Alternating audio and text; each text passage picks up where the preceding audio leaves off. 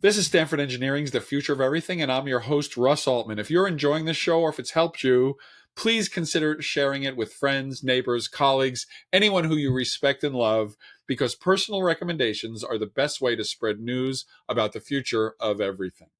Today, Maria Barna will tell us that the molecular machines that make proteins, proteins which are key to many aspects of life, are critical for cancer, for infections, and for neurological disease. It's the future of ribosomes.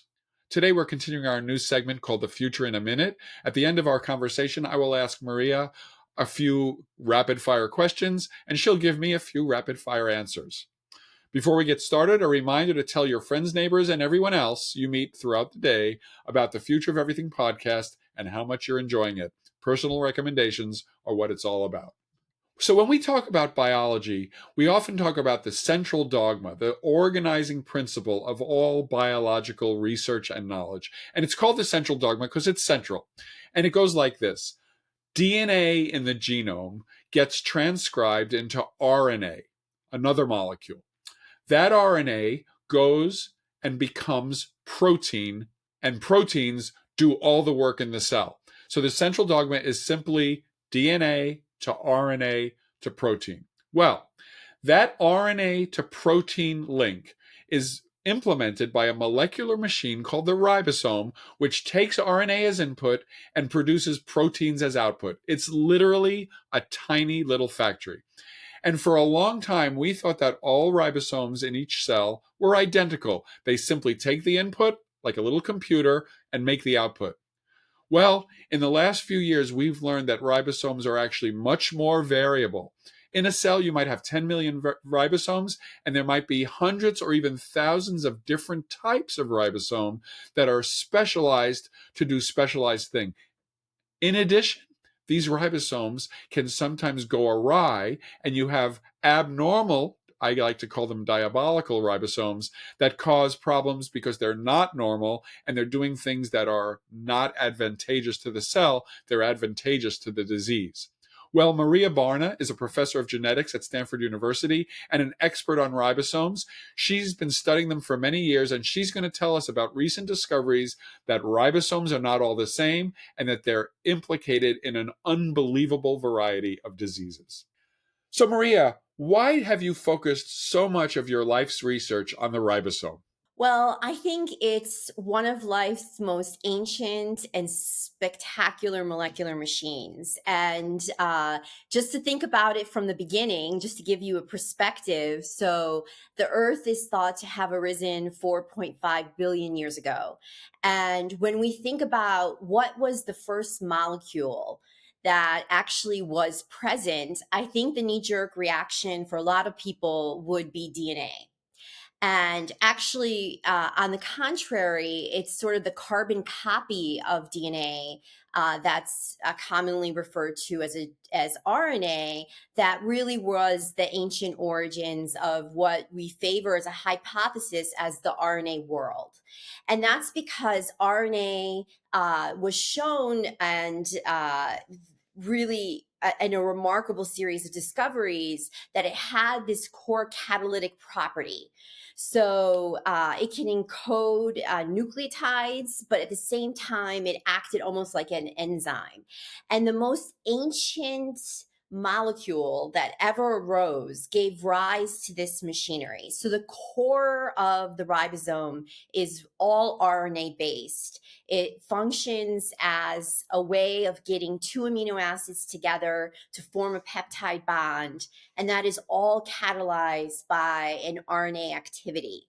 So when we think about life in essence is the ribosome. It predated the protein, it predated the DNA.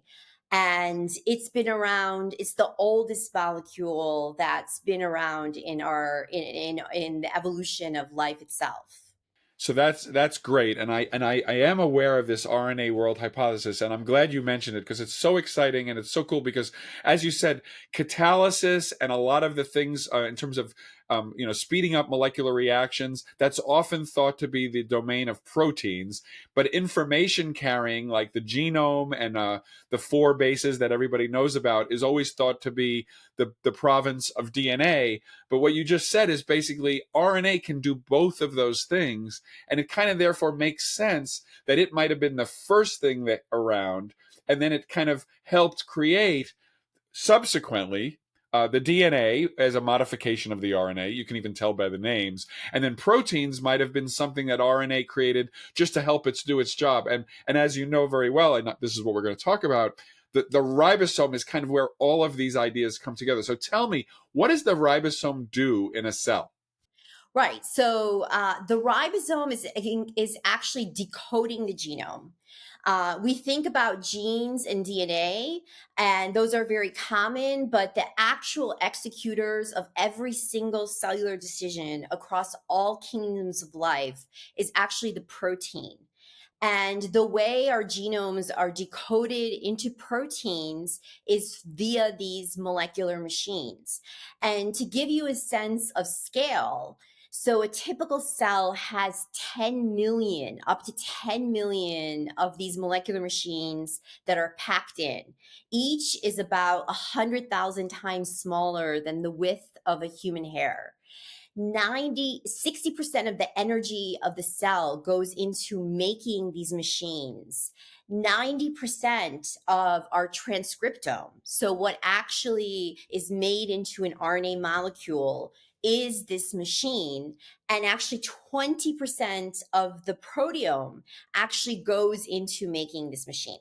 So essentially you can think of a cell in different ways. The way my lab views it is a cell is a sack of ribosomes.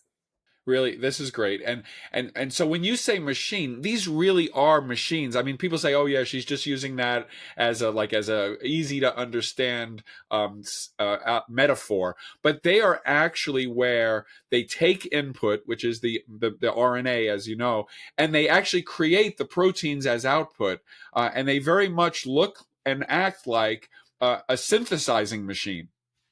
Correct. And what I think is becoming incredibly exciting is the notion that in the past, we've kind of thought of these as simply being these static machines. Right. That, of course, play the most foundational role in life and health in producing all of these proteins, Russ, but not having sort of decision making processes in terms of which proteins are made, in which cell types, where subcellularly in a cell. And what I think the newest discoveries are is the notion that these machines can be incredibly different. There Right. can be hundreds of different kinds of this machinery that could have specificity inherent to that machinery to how it's decoding these genomes, what proteins are being produced, when, where, and how.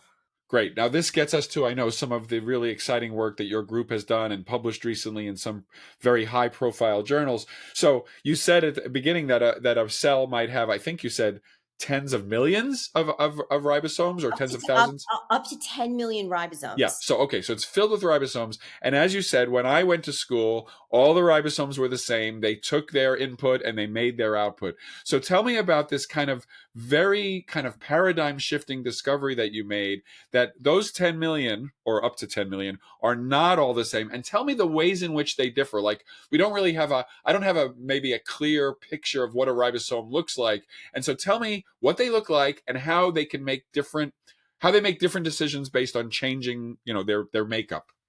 Right. So, in the most simplest way, the way that our lab describes a ribosome and its regulation is sort of as an onion.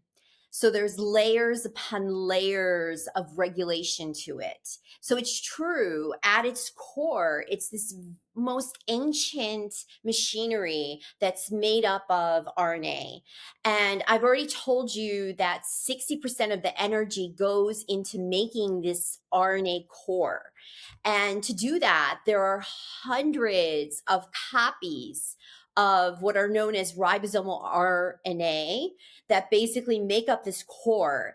And recent discoveries have sort of started to look at these sequences more carefully. So there's more than 500 copies of what is known as this ribosomal RNA that's spread across 5 different chromosomes.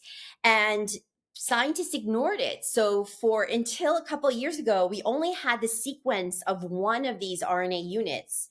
The Ah, rest we couldn't even fill in. It was a complete, we thought we had sequenced the whole genome, but we didn't have or bother to sequence the rest of it. And so now we know that even in this ancient core, not all of these rRNA units are the same, and they can have slight variations in their okay. sequences. Okay. Then there's an outer shell of proteins. And these proteins can be either proteins that we've always thought to be what are the principal components of this machinery, because with the highest level of salt wash that we can throw on it, these are proteins that remain bound to this core ribosomal RNA. Those proteins, once thought to be invariable, now have been shown to be sometimes present in a ribosome and sometimes not. And there are hundreds of additional proteins that we've now characterized, which we've termed the ribointeractome, that have expanded our vision of what actually a ribosome is and its definition. And on top of that, there are hundreds of modifications. So little tiny changes to both the proteins as well as the ribosomal RNA. So if you were going to factor in, based on this knowledge, how many possible variant ribosomes could there be? It's actually, in theory, astronomical. It's something like 10 to the 20th different types of Which is way ribosomes. more than 10 million. Well, 10 Yes, million is 10 to the 6th, and you're talking 10 to the 20th. right. So it's almost like as many as there are sands of grain on the earth. And so, of course, we don't think that's what's actually happening, because that would mean that each ribosome could only have one change. And so we think that these are concordantly changing, and we feel confident in saying that probably there are hundreds of different types of ribosomes, and each can be attuned to varying which proteins are going to be made in specific cells, the speed at which these proteins are being made, the accuracy in which these proteins are being made. So essentially creating an additional layer of regulation to what's commonly known as genetic code. Great, great. So this is really helpful. So I mean, just to summarize, the ribosome, as it's encoded in the DNA, has many, many variations. The proteins that it can interact with has many variations, and then there's these little molecules making changes to the ribosome. And your group, and this is now getting to the fun stuff. Your group has not only shown all of this with along with others, but now you're connecting that. Tell me if I'm wrong. To some diseases and to some things very relevant to how human biology and other biology works. So, how did you make that jump? Yeah, and so basically, I think that it is incredible to think about that. For example, every single neurodegenerative disorder, and this is really true for ALS, Alzheimer's disease, Huntington's, Parkinson's. There's a dysfunction. ALS is Lou Gehrig's, is also known as Lou Gehrig's. Yes. Yeah, There's a dysfunction of ribosomes or their regulatory pathways. So there's a decline in the activity of these ribosomes. There is an incredible change that happens during aging. So, because 60% of the energy of the cell is going towards making these ribosomes, what's happening is as we age, and especially in the brain and in our neurons that require such tight and dynamic regulation of how proteins are produced, because they are sort of locally produced where synapses become active. There's a decline in the production of proteins by the ribosome. There's a decline in the stoichiometries. And by stoichiometries, I mean the compositions of ribosomes in these diseases. And even in cancer. So it seems that in cancer cells have literally hijacked the ribosome, creating a completely customized ribosome that is decoding a cancer proteome. So it's a diabolical ribosome. Yes, it's the most diabolical ribosome. It basically says, I want to translate proteins that are going to be made that will promote my growth, my tolerance Oh my to goodness. highly hypoxic conditions, to therapies, and tailor it completely in a different way than a normal cell. Yeah, and it kind of makes sense because you said there are so many potential ribosomes. We only see some of them, but it's not that surprising to me, knowing how diabolical cancer is, that it would see all of those possibilities and see an opportunity to say, oh, I can put together a certain set of choices that actually don't help normal biology as much as it helps me, the cancer. And it sounds like that's what's starting to happen. Exactly. And you can equate that even to a viral infection, which is the most extreme version of this. When a virus infects a cell, again, it's all about the ribosome. So basically, the virus will shut down its cell's host ribosomes and create a ribosome that is dedicated towards translating and producing viral mRNAs at the expense of the host proteome. And Wow. so, yes, it's a very powerful paradigm that I think will extend to neurodegenerative diseases, cancers, virology, and just how we think about normal cell behavior and disease. So from I don't want to put words in your mouth, so I'm going to make it a question and not a statement, but it sounds to me like from your perspective, many of the diseases you just mentioned, neurodegenerative disease, some infectious diseases, and some cancers can be thought of, at least in part, as a disease of ribosomal function. Correct. And there are even more direct connections because core components of the ribosome themselves can be mutated.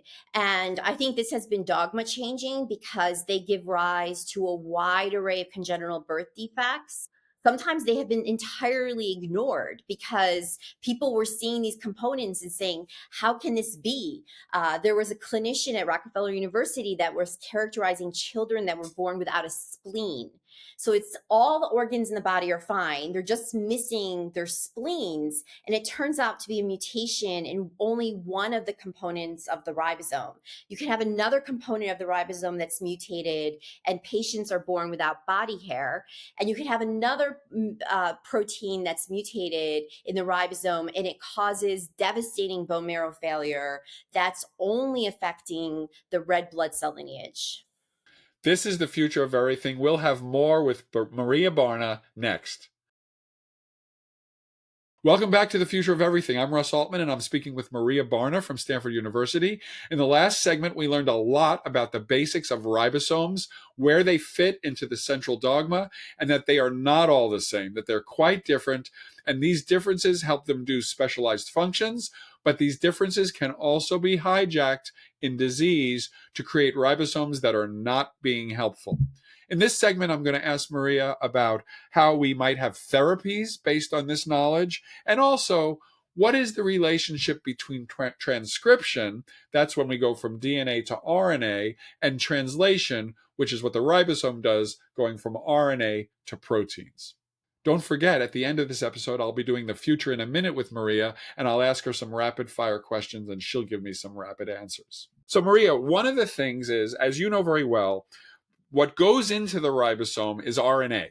And people, because of the genome revolution, people have figured out not only how to sequence DNA, but they've gotten very good at sequencing RNA. And they say, well, look, we know that the RNA goes into the ribosome and that a protein pops out. It's a little bit harder to measure proteins, so let's just measure the RNA because that'll tell us which proteins are being made by the cell and therefore what it cares about at this moment.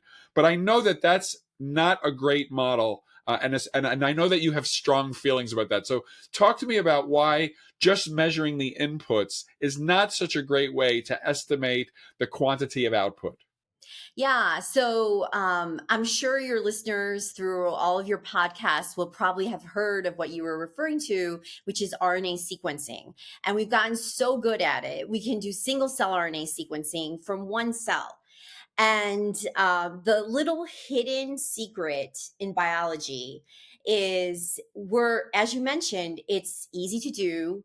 Everyone is able to do it. But if we actually look at how much of it is a predictor for ultimately protein expression, which is the execution side of what the genome is doing, it's Yep. only about 40%. So remarkably, our Huh. best guesstimates are that only 40% of this transcriptome is predicting for the proteome.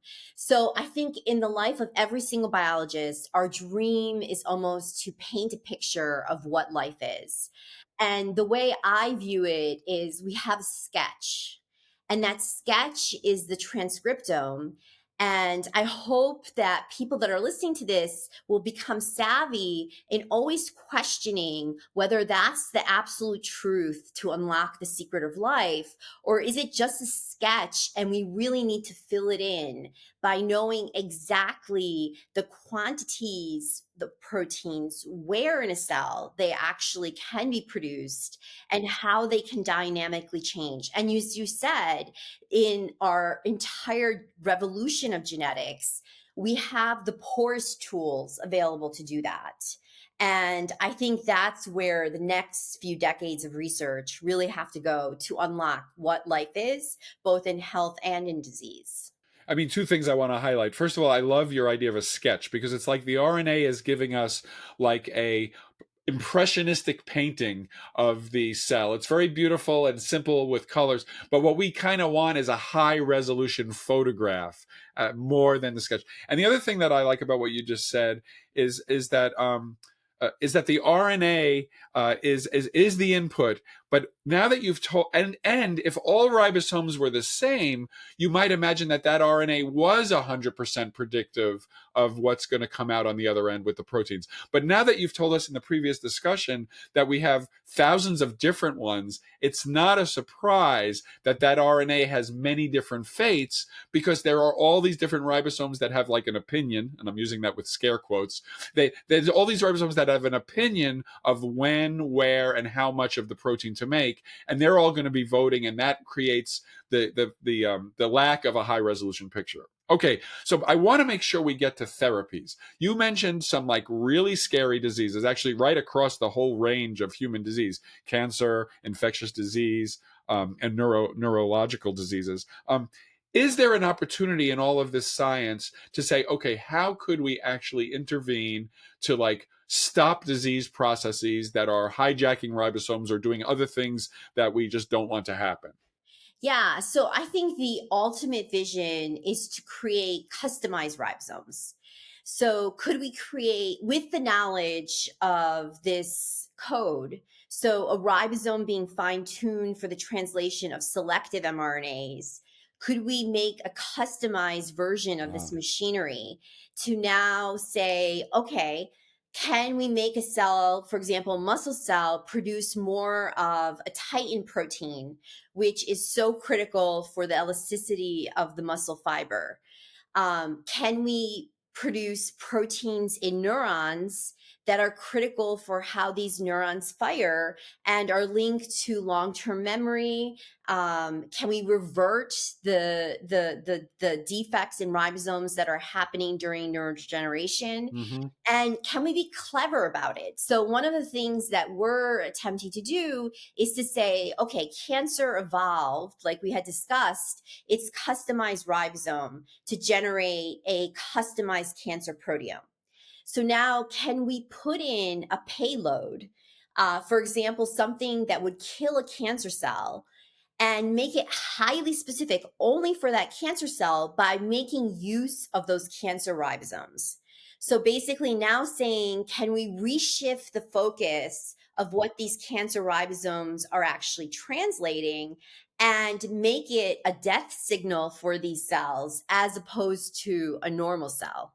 Yeah, and it sounds like there might be a similar idea for the virus example that you gave, where the virus is also creating its own bespoke ribosome. And if you can like hijack that system. So let me ask, is this going to require big time genetic engineering going into the genomes of the either the cancer or the host? Or is it possible that there'll be like drugs, like small molecules or proteins that we just kind of that we use all the time in current medicine? What's your and I know that part of this is guessing, but you think about this all the time. What's your vision of how these therapies are going to develop, and what are going to be the vehicles? Is it going to be small molecules, new kinds of proteins, or are we going to have to actually edit the genome?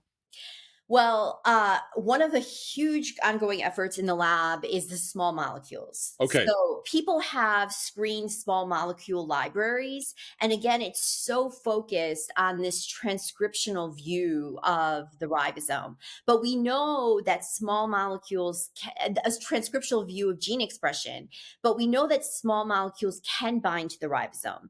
So, for example, the best examples of that are antibiotics. Yes. So, antibiotics can bind to the prokaryotic ribosome directly and shut off its activity. And no one has attempted to do screens for molecules that directly target the ribosome. And one of the chemical screens that is still unpublished and ongoing is we're screening the largest library of compounds. We have a screening center at Stanford to do that, to basically increase the activity of ribosomes. And where we think that's going to fit in really well is in all of these, for example, neurodegenerative states where you have a decline in ribosome activity. Can we increase or augment how these ribosomes are functioning to produce more protein? Right. Can we do this in these congenital birth defects where there is a problem in ribosomes? Can we boost up their ability to make them super at producing proteins? And we've remarkably have identified compounds that can do that. Wow. And so we're really excited to bring into the clinic this notion of these ribo-targeted therapies. Yeah, ribotherapy. Okay, so this Ribotherapy. this is a little bit of a technical question, but it rises just from what you just said. Now that we know that ribosomes can be very different, even in the same cell, have you or others figured out how to isolate particular types of these ribosomes? Because I'm now thinking if you're trying to develop drugs, you're going to want them to be very specific, and you might not want a drug that clobbers all the ribosomes. You kind of want to be very surgical. So what's the status of our ability to isolate particular types of ribosomes so that you can like study them in detail? Okay, so this is my dream, and this is predicting science 20 years from now. Perfect. That's what it's called the future of everything, Maria. Okay, so basically, I told you 10 million cells, 10 million ribosomes per cell. They're tiny. They're 35 nanometers, 100,000 times smaller than a single width of a hair. But my dream is to be able to literally, using microfluidics, isolate every single ribosome. There you go. Ribosome by ribosome by ribosome, and characterize it. What mRNA is it being bound to, and to unlock the code? If we had that magic understanding of this process, we can then, as you're saying, isolate selective classes of ribosomes, and even sort of creating an in vitro system, an in vitro lysate Yep. for these specific types of ribosomes, so they can even work with like minimal components to execute their functions in translating selected classes of mRNAs, and then redo our chemical screens. So for redoing our libraries of small molecules to say, can we find small molecules that would target this specific Yep. class of Super specific. Well, that's great. And thank you so much. And this is a great place to end. But before we go on, I want to do our new segment, which we're calling The Future in a Minute. Okay. So what I'd like to do is I'd like to ask you, in this case, 5 questions, rapid fire, and get your rapid fire answers. And I'm wondering if you're ready. I think I am. I'll go for the challenge. Okay, great. Here's the first question. What is the one thing that gives you the most hope about the future? This is the best time to do science because of the speed at which we can address hypotheses. So we've gone from generating a hypothesis that would take us years or months to answer, to technologies that will allow us to answer these questions in a day. So basically, just the speed at which we can test a hypothesis is unbelievable. So essentially, you can dream up a hypothesis and go into the lab and test it so quickly that I think we will get answers to any of the remaining questions in biology and medicine at a rate that's never been possible before. What's one thing you want people to walk away from this episode remembering? The ribosome is the center of life. Pay attention to your ribosomes. I view the cell as a sack of these ribosomes, and perhaps the most important to think about in both health and disease. Aside from money, what is the one thing you need to succeed in your research? Money is always good, Russ. I won't lie. But I would say really what we need is more of a community. So this is an emerging field. It is a basic science question, really at the heart of how the genetic code is expressed. And as we had discussed, it's the hardest aspect of gene regulation to understand. It's the most downstream. I would say that people that start to think about what is potentially this ribosome code become addicted to it. You can ask folks in my lab. It's really addicting because it's the wild, wild west. We really don't know much about it. So what we need is we need to develop a larger community of scientists from across all different types of disciplines that can sort of help us to crack this code. If all goes well, what does the future look like? The future is we can deconstruct and reconstruct life by being able to deconstruct every single ribosome and reconstruct it at will. And use this approach to basically learn about how every single protein in our body is made and how we can use this as a clever engineering tool for curing diseases. If you were starting all over again and you needed to get your training or your degree in a different discipline, what would it be? So here we have a Long Island connection, Russ. So basically, both of us grew up on Long Island. I only Yes, we did. learned that very, very recently. In our prep. Yes. And basically, I went to, as an undergrad, NYU. I have a very unusual background in the sense that when I was in NYU, I was studying anthropology. And at that time, what made me switch from anthropology to biology was that anthropology was very, very descriptive. So we could describe ancient matter. We can look at Neanderthals and characterize their bones. But now we can sequence these ancient samples, and sort of anthropology has really taken off. And I've become so interested in it again. So probably I would be an anthropologist. And believe it or not, I'm actually trying to merge both worlds because I am hyper curious to know what a Neanderthal ribosome actually looks like and what its sequence was. So there's a little bit of that anthropology desire still in me, but clearly I would be an anthropologist. There you have it. Thanks to Maria Barna. That was the future of ribosomes. Thanks to you for listening to the Future of Everything podcast. We really appreciate it. Don't forget, we have now 300 back episodes, and so you can spend a ton of time listening to interesting, hopefully, conversations about the future of anything. Don't forget to hit follow in whatever app you're listening to right now so that you can be alerted to new episodes and you never miss the future of anything. You can connect with me on many social media platforms, including LinkedIn, Blue Sky, Threads, and Mastodon. I'm at RB Altman or at Russ B. Altman. You can also follow the Stanford School of Engineering at Stanford School of Engineering or at Stanford ENG.